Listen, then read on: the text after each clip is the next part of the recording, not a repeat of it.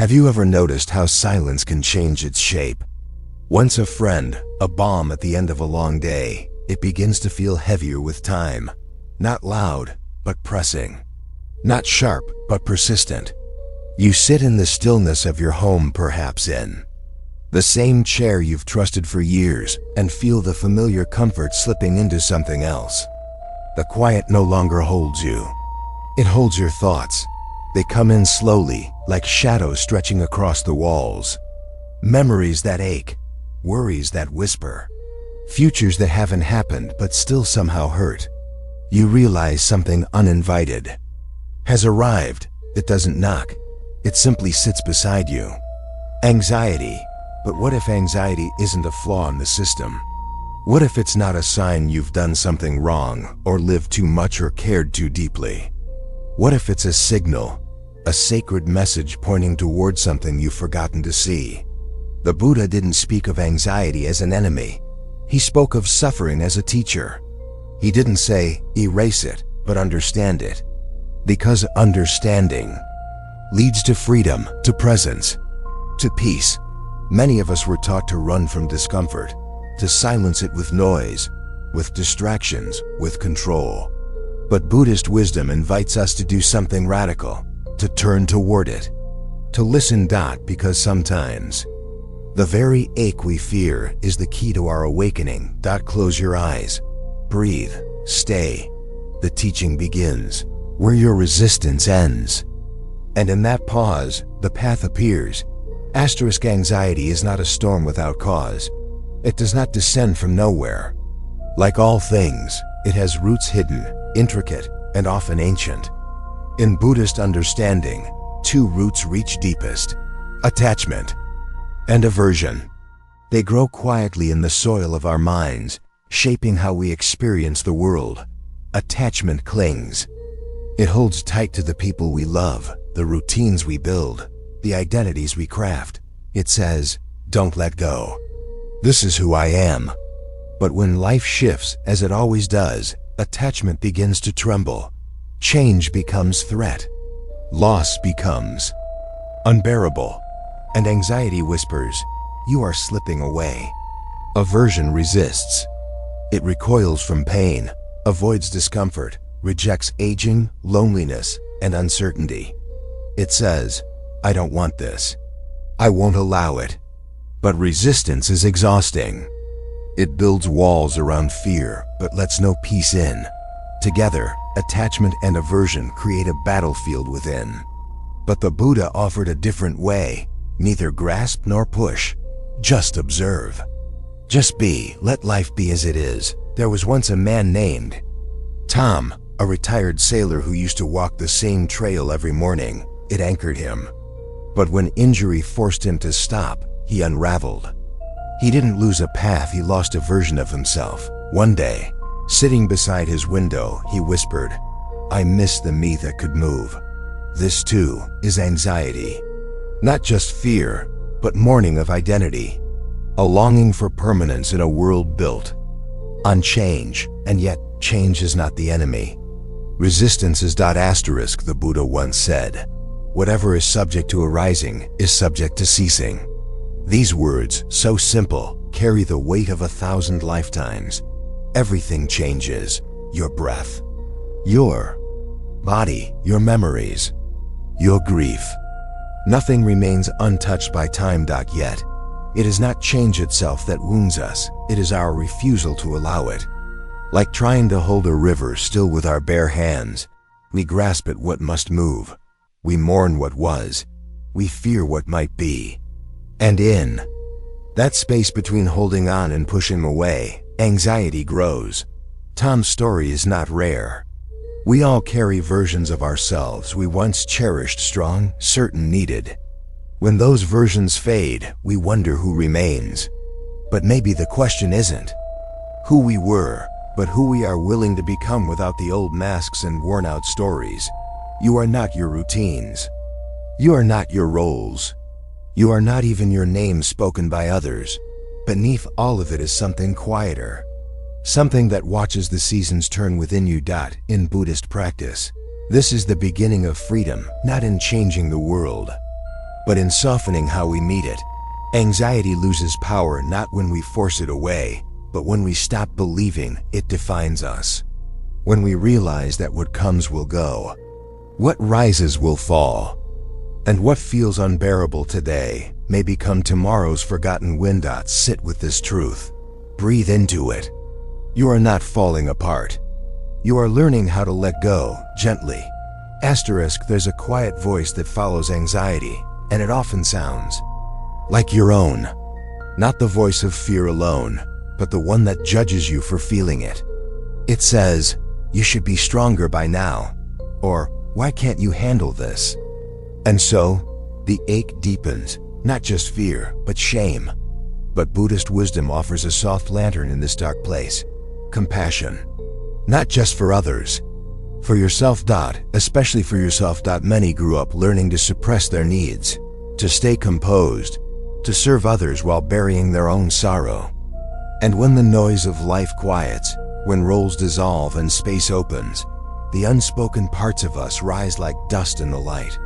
Old grief, lingering guilt, unmet tenderness. Self-compassion is not indulgence. It is medicine. It is the way we stop, turning away from our own wounds and finally begin to tend them. Take Ruth, a retired nurse who spent decades giving care, never asking for it. After losing her sister, she felt anxiety swell. "I've always been the strong one," she whispered. But during a mindfulness retreat, a teacher invited her to place her hand over her heart and say, "May I be kind to myself in this moment?"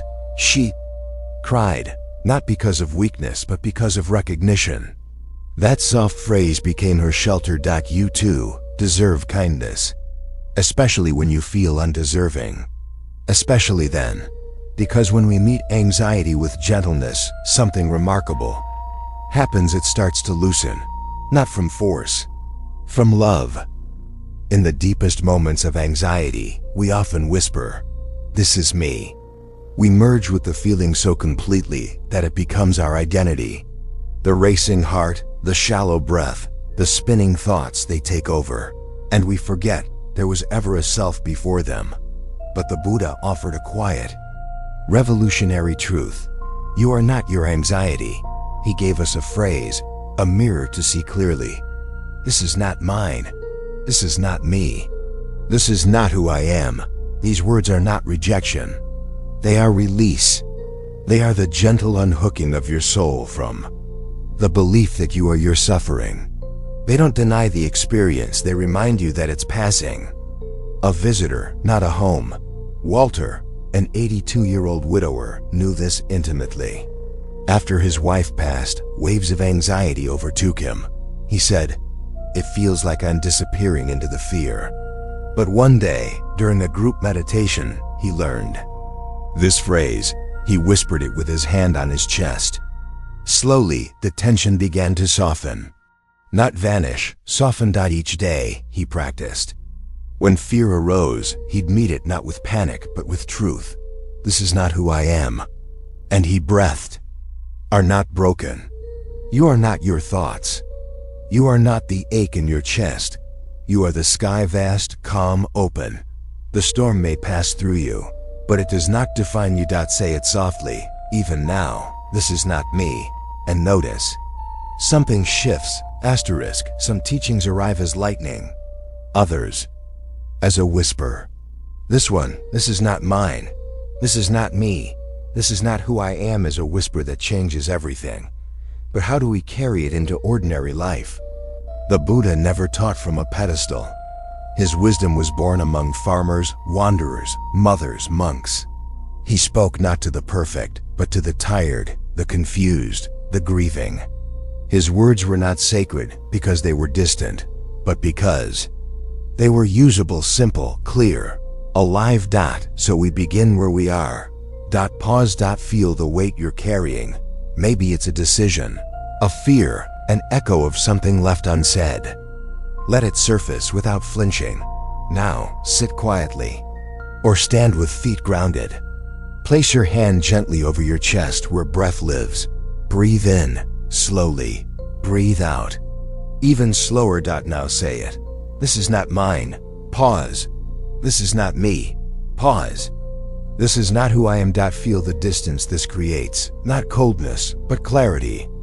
You are still here. The pain is here, but so are you. They are not the same. Imagine your breath as wind passing through an old house. It moves through every corner of your worry, but does not cling. It simply flows, airing out the fear without needing to erase it.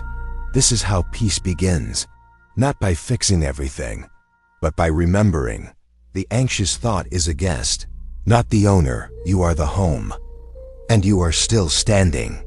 You always were. Peace does not always enter with trumpets. Sometimes it arrives in the quietest moment while folding laundry, washing a single cup, listening to the birds beyond your window.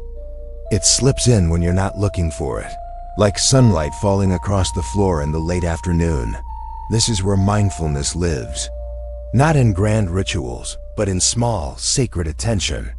Many people imagine mindfulness as an emptying of thought, but it is not silence, it is presence. It is learning to stay, to watch without running, to breathe without fixing, to touch each moment as if it were holy, because it is. Frank, a retired carpenter, discovered this slowly. After his wife passed, silence became overwhelming. Worries he had never noticed before began to hum through his chest. What if I forget something important? What if I become a burden? They whispered, especially in the long hours between dusk and sleep. A doctor suggested he try meditation. Frank resisted at first, but eventually, curiosity won over hesitation. His teacher told him, "Don't fight your thoughts. Don't chase peace. Just sit, just notice." And so he did. He sat each morning in the garden, eyes soft, hands resting, breathing, at first, only noise, but then breath, then warmth, then stillness. Not silence, but steadiness. Mindfulness became his companion. Not an escape, but a return to himself. You don't need to clear your mind. You only need to be kind to it.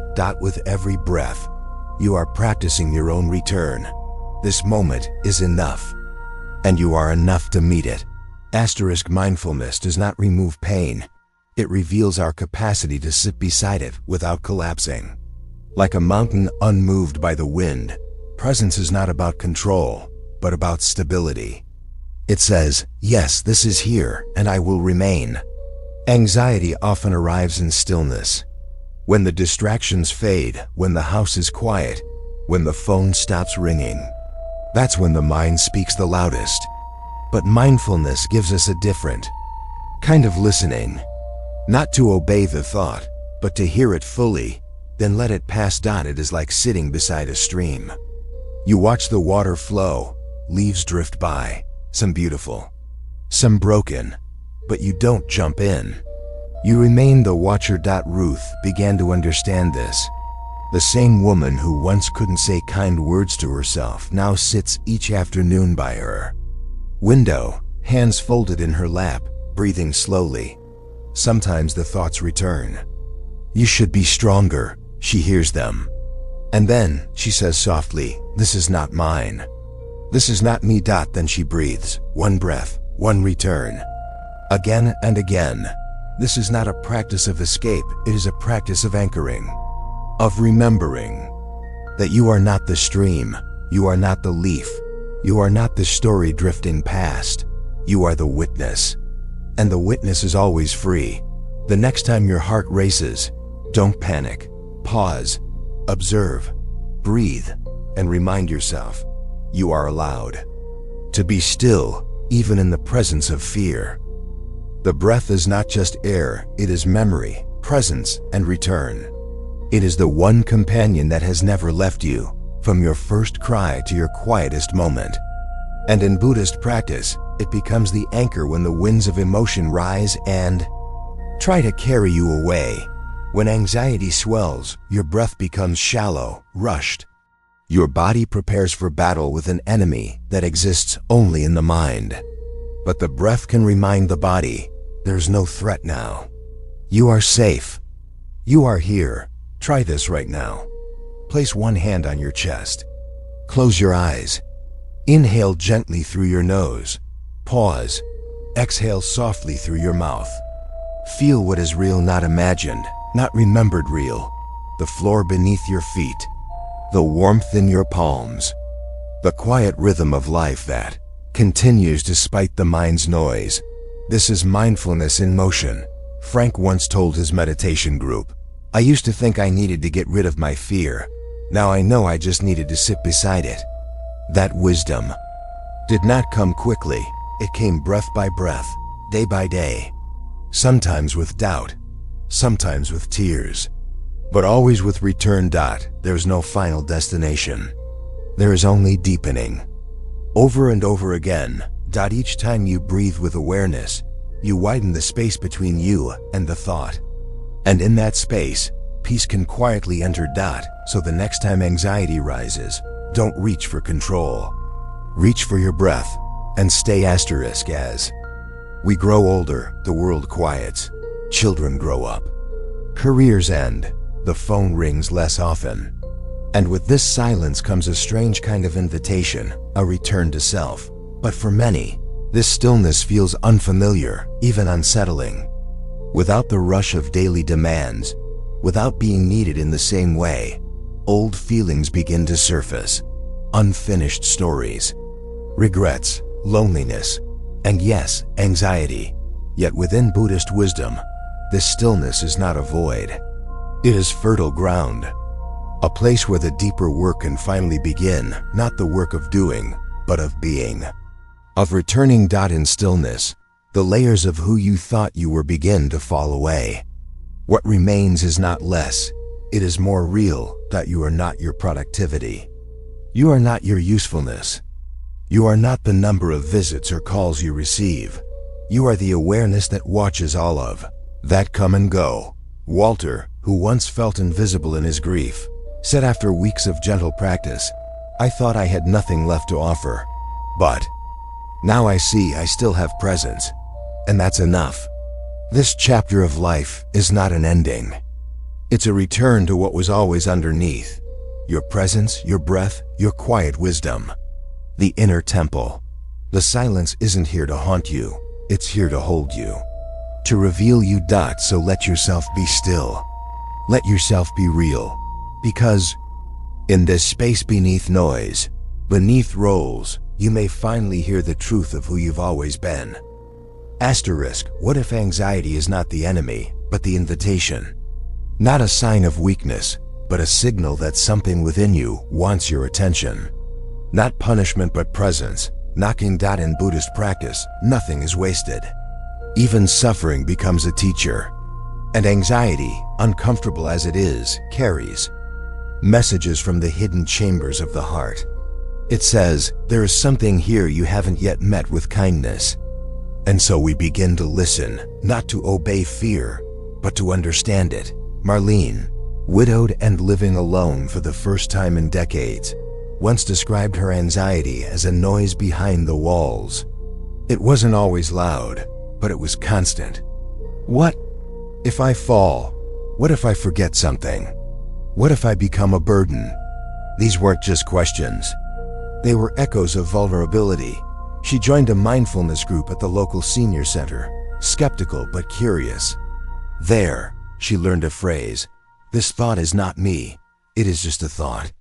At first, she resisted it, but she kept returning. Slowly, the noise behind the walls softened.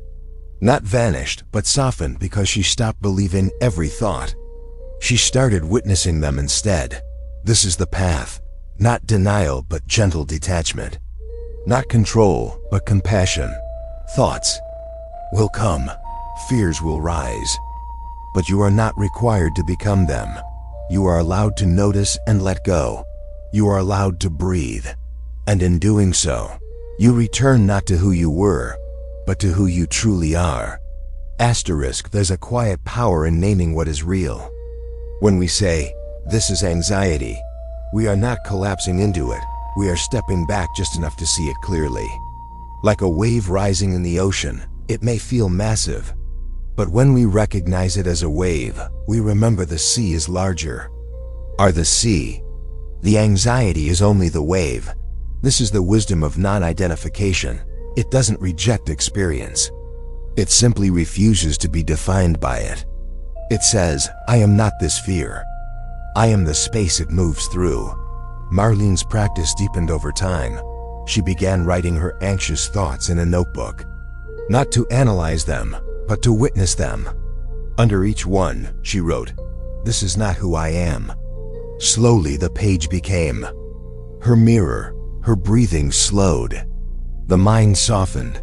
One evening, she sat by her window and watched the wind bend the trees.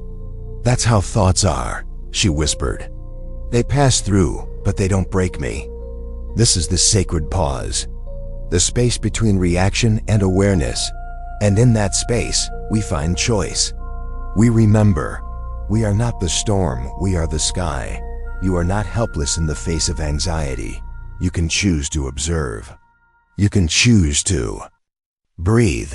You can choose to speak with gentleness to yourself, even when fear rises like thunder. This is not resistance. This is clarity. This is presence. And presence is the beginning of inner freedom. In Buddhism, we are taught that what we resist persists. Not because resistance is wrong, but because it feeds the illusion of separation. When we push something away, we give it power. But when we turn toward it with compassion, we begin to dissolve its hold. Anxiety feeds on avoidance. It thrives in the shadows. But when we meet it with mindful attention, its sharpness dulls. Like a flame deprived of air, it softens when we stop fueling it with fear. Compassion is the air that cools the fire. Imagine anxiety not as an enemy, but as a frightened child. Would you scream at that child? Or would you kneel down, offer your presence, and ask gently, "What do you need?" This is what Marlene learned. One afternoon, as a wave of panic tightened her chest, she didn't run. She sat. She placed both hands over her heart. She whispered, "You are safe. I am here." And in that moment, something shifted, not in the world outside, but within. That is the real transformation. Not in controlling what happens, but in changing how we respond. You can breathe through discomfort. You can hold space for fear. You can let love soften the places where you used to armor yourself. This is the practice. Again and again. To show up for yourself with kindness. To replace judgment with curiosity.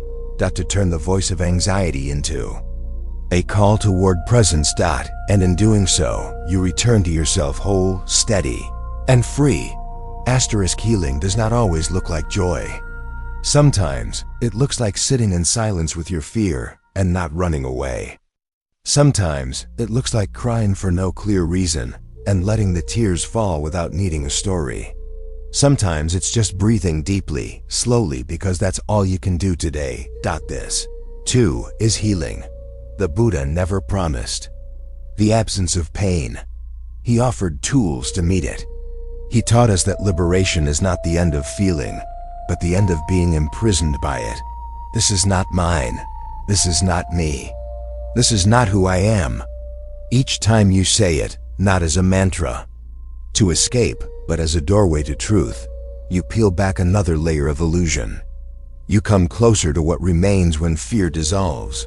Spaciousness, awareness, peace, a steady presence that has never left you, only been forgotten beneath layers of noise. Frank once described it like this: "It's not that the fear disappeared. It's that I stopped believing I had to fight it. And when I stopped fighting, I started resting. That rest is sacred. It's where wisdom can finally speak, where breath becomes prayer." Sit quietly today. Close your eyes, listen. Beneath the noise, beneath the stories, is something still, something whole. It has always been there. You don't need to become someone new. You only need to return to what was never broken. That stillness in your chest, that's you. Stay there, even if it's unfamiliar. Especially then, because that's where true healing begins, when you no longer run from yourself. There is a quiet liberation in realizing you don't need to fix everything. Not every worry must be solved. Not every fear must be conquered. Some simply need to be seen gently, without resistance, like clouds allowed to pass across a wide sky. This moment, just as it is, can be your teacher. The Buddha taught that suffering arises when we cling to what is pleasant, resist what is painful. But peace arises when we let go, not abandon, not ignore, but release our grip and meet what is here. Many think letting go is a kind of loss, but truly it is a return to breath, a return to presence, a return to what is real beneath the thought, a return to yourself. Walter, who once drowned in anxious silence, began lighting a candle each morning. It became his small ritual. Before coffee, before news, before worry, he would sit, hands on knees, and breathe. One morning, he whispered to the flame, "I don't have to fix my fear. I only have to feel it without becoming it." And something in him softened. You can create these moments too. They don't require special tools. Only intention. Sit in the light. Listen to the rain. Feel your feet on the floor. Let that be enough that you are not behind. You are not late to your healing. You are exactly where you need to be. Right here, with your breath, with your presence, with the quiet courage it takes to feel everything and still stay open. There is a kind of peace that doesn't arrive with answers, but with space. Not the space of distance, but of openness. A space inside you that no longer argues with the moment. Buddhist practice teaches this. When we stop clinging to how things should be, we begin to see how sacred they already are. This moment right now is not a mistake. Your breath, your sensations, even your trembling, they are not proof of failure. They are invitations. Anxiety often tells us, "You are not safe. Something is wrong." But presence replies with a softer truth. You are here. You are breathing. You are still capable of meeting this. Marlene once shared that her turning point came not in meditation, but while watching a leaf fall outside her window. It didn't resist, she said. It simply let go, and it was beautiful. From that day, she began letting go, not of care, but of control. Not of effort, but of expectation. You can do this too. Start with one breath. One gentle moment where you choose not to tighten, but to trust. Place your hand on your heart. Whisper, "This is not mine. This is not me. This is not who I am." Then let silence follow. Let it speak. Because beneath the thought, beneath the fear, there is something unshaken. You has endured. The you that has witnessed everything and still stands. Let that part of you rise. It already knows the way home. Not all storms announce themselves with thunder. Some arrive quietly, like a sudden sadness in the middle of a good day, or an unease that doesn't seem to have a name. These are the soft storms, the invisible ones. And yet, they can stir just as deeply as any hurricane. Anxiety often wears these disguises. It doesn't always roar. Sometimes it hums. A tightness in the chest, a restless thought, a distant fear that never fully speaks, a pause in joy you can't explain, a sense of something missing even when everything seems in place. You feel unsettled, but can't say why. Buddhist wisdom reminds us, the practice is not about eliminating the storm. It's about becoming the one who watches it pass without being swept away. You are not here to fight every wave. You are here to learn how to float, to trust the water, to trust yourself, to remember you have survived every moment until now, and you are still breathing. Frank once said, "There's a moment, just before the fear rises fully, when I can feel it coming. And now, instead of bracing, I breathe. I welcome it like an old visitor. I no longer run from it, I greet it." That single breath changes everything, because it reclaims choice. Inhale, I see you. Exhale, I do not become you. Inhale, this is not mine. Exhale, This is not who I am. You don't need perfect calm. You need presence. And presence begins now. Asterisk. There's a kind of wisdom that only reveals itself through repetition. Not the repetition of knowledge, but of presence. The act of returning again and again to the moment, to the breath, to the truth that you are. Not your fear. This is the gentle discipline of awakening. In Buddhist practice, it is said that even the most enlightened ones still breathe mindfully. Not because they forget, but because remembering is the path. Because presence is not something you achieve once. It is something you choose again and again. You do not need to transcend your humanity to find peace. You only need to become intimate with it. Sit beside your thoughts. Hold your pain without. Rush in to heal it. Let the breath do its slow work. Walter once told his group, I used to think I was failing every time the fear came back. Now I know that moment is not failure. It is the invitation to return, and return he did. Every morning, before speaking a word, he would pause. One breath. One whisper. This is not who I am. In time, his body began to recognize that truth. The heart still beat faster on some days. The thoughts still rose. But the panic, the sense of drowning, softened. That is the shift from identifying with the storm to becoming the sky. You are not here to be perfect. You are here to be present. And presence is enough. Keep returning. Even now, this is the practice. And this is your strength.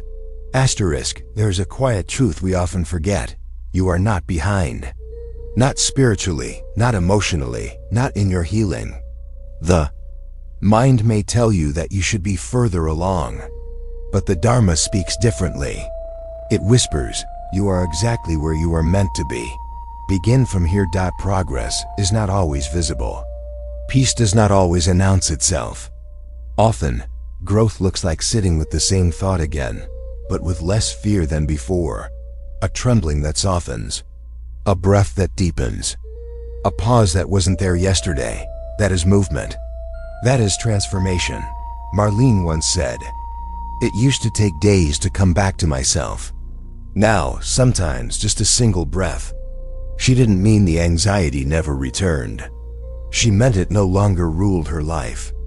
The fear arrived, but she no longer mistook it for truth. That's the quiet shift, from being overwhelmed by thoughts to simply watching them pass. From clinging to certainty to trusting the present moment. From fearing discomfort to letting it sit at your table without shame or urgency. The phrase, this is not mine, this is not me, this is not who I am, is not a magic spell. It is a reminder. A thread of truth you can hold when everything else feels unsteady. Every time you speak, you strengthen the part of you that knows the way home. You are not broken. You are becoming. You are not failing. You are returning. You are still here. And that is enough. Asterisk, so here you are. You've listened deeply. You've paused between thoughts. You've breathed through fear.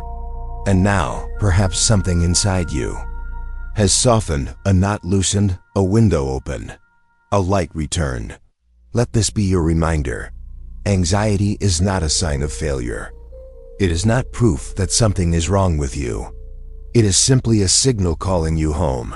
The Buddha never promised a life without storms. He offered something greater, the tools to remain steady within them. And one of the most powerful tools is this thought. This is not mine. This is not me. This is not who I am. Let this phrase live in your chest. Let it walk with you through the silence of your days. Let it rise each time fear appears, not as a weapon, but as a thread of clarity. Don't have to escape your anxiety. You only need to stop identifying with it. Sit each morning in stillness. Return to the breath. Feel your body.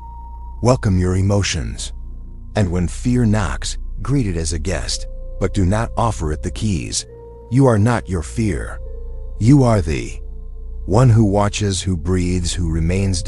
And if this message touched your heart, share it. Your voice may be the comfort someone else is waiting for. Subscribe to this journey if you wish to keep walking the path of stillness, presence, and peace. Breathe deeply. Walk gently. And remember, you were never broken. You are simply returning to the truth.